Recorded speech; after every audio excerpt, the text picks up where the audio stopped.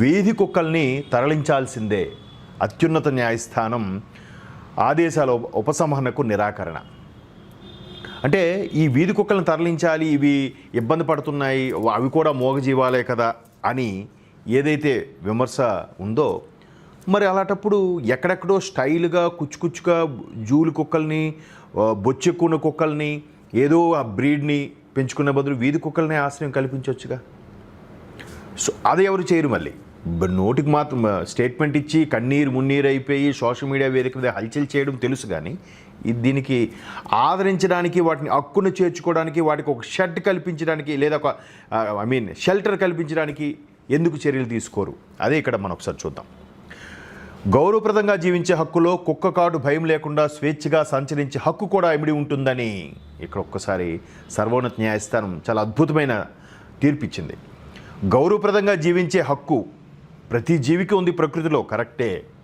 కుక్క కాటు భయం లేకుండా స్వేచ్ఛగా సంచరించే హక్కు కూడా ఇమిడి ఉంటుందని. కుక్క కరిస్తే మొన్న ఎక్కడో ఏదో ఒక రాష్ట్రంలో కూడా ఇలాగే కుక్క కాటుకు సరిగ్గా ఇదే పోవడం వల్ల ఆ జీవి కుక్కలాగే ప్రవర్తించి చివరికి చనిపోయిన వైన మనం చూసాం, చాలా సందర్భాల్లో జరిగాయి. అయితే ఇక్కడ అదే ఇక్కడ సర్వోన్నత న్యాయస్థానం ఒకసారి చెప్పింది, గౌరవప్రదంగా జీవించే హక్కులో కుక్క కాటు భయం లేకుండా స్వేచ్ఛగా సంచరించే హక్కు కూడా ఇమిడి ఉంటుంది. కుక్క కాటు భయం లేకుండా మనిషి కూడా స్వేచ్ఛగా సంచరించే హక్కు ఉంటుంది. అదృష్టం మీద ఆధారపడి పిల్లలు వృద్ధులు బతకాల్సిన సమాజాన్ని రాజ్యాంగం ఊహించలేదని తెలిపింది.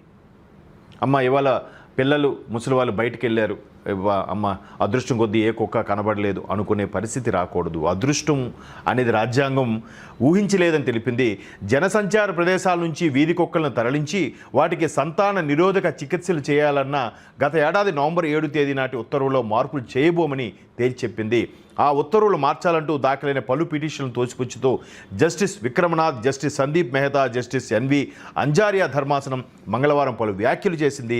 తమ ఆదేశాల అమల్లో విఫలమైన రాష్ట్ర ప్రభుత్వాల తీరుపై మండిపడింది.